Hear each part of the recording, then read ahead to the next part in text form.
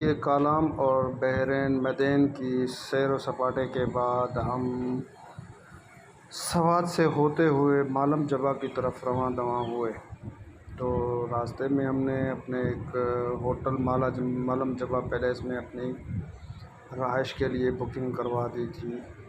तो तकरीबन मगरिब के टाइम यानी शाम के टाइम 6 से 6:30 बजे हम अपने इस डेस्टिनेशन पे पहुंच गए। ये जो होटल आप देख रहे हैं ये होटल मालम जब्बा है, जो मालम जब्बा पीसी से कोई तकरीबन 5-10 किलोमीटर पहले आता है। और ये होटल मालम जब्बा पैलेस कहलाता है, जो इंतहाई साफ़ सुथरा और बेहतरीन किस्म का होटल था। तो हम पूरे दोस्तों ने यही डिसाइड किया कि आज नाइट का स्टे हम इसी होटल में करते हैं। तो होटल बहुत खूबसूरत था, देखने की जगह भी बहुत अच्छी थी और व्यू तो इसका और ही ज़्यादा बेहतरीन था, क्योंकि ये सामने आप देख रहे हैं कि कितने बेहतरीन व्यू है। और हमने इस होटल का इंतखाब सिर्फ़ इसी वजह से किया था कि यहाँ का व्यू जो है वो बहुत ही बेहतरीन और बहुत ही आला किस्म का है।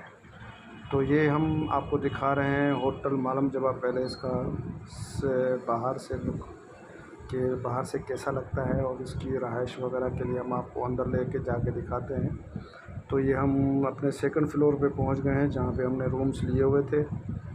ये है जी एक ट्रिपल बेड रूम, जिसमें हमारे 3 दोस्तों ने स्टे किया था। 3 और कमरे बहुत बड़े हैं, तो इनमें फ़ैसिलिटी तकरीबन सभी हैं।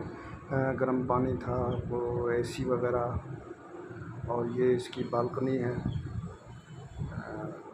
कॉरिडोर जिसे कहते हैं कि ये वो है। और ये दूसरा हमारा रूम, जहाँ पे भी 3 हमारे दोस्तों का स्टे था। बाकी 2 रूम हमने पीछे थोड़ा करके लिए थे। तो अभी रात के खाने का टाइम हो गया, तो तकरीबन सब दोस्तों ने मिलकर नीचे इनका जो डाइनिंग हॉल बना हुआ था वहाँ पे ऑर्डर्स वगैरह दे दिया कि भैया आज हमने मेन्यू में क्या लेना है। तो ये डिसाइड तो खैर आसिफ़ ने करना था, हमने तो नहीं करना था। तो आसिफ़ ने डिसाइड करके उनको मेन्यू वगैरह सब दे दिया, और हम तो भेड़ बकरियों की तरह हमें खींच के आके बिठा दिया कि भाई अब आपने खाना शुरू कर दो।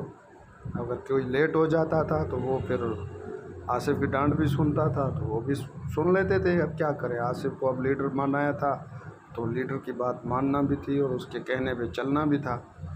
तो इसी तरह नाइट का हमने जो है ना एहतमाम किया उन्होंने डिनर का, जो कि बहुत ही डिलीशियस और लज़ीज़ किस्म का था। तो आसिफ़ साहब की डांट टपाट खाने के बाद हमने सोचा कि अब डांट टपाट बहुत खा लिए, तो अब बेहतर है कि कुछ खाना खा के पेट भरा जाए, क्योंकि उसकी डांट से तो पेट नहीं भर सकता था। वो तो पेट भरेगा तब जब उसको जो है ना खाना वगैरह खाएंगे। तो डिसाइड ये हुआ कि भाई सब दोस्तों ने, भाई अब जितनी जितनी आपने डांट खानी थी खा चुके, अब मेहरबानी करके अब अपना खाना खाओ, और फिर जो है ना कोई जो वॉक करना चाहे वॉक पे चला जाए, जो सोना चाहे सोने चला जाए, और जो जिसको और शौक़ हो कि भाई उसने आसिफ़ की डांट खानी है तो वो थोड़ी देर उसके साथ बैठ जाए, वो ख़ुद ही बाकी चीज़ों को सब सेट कर देगा।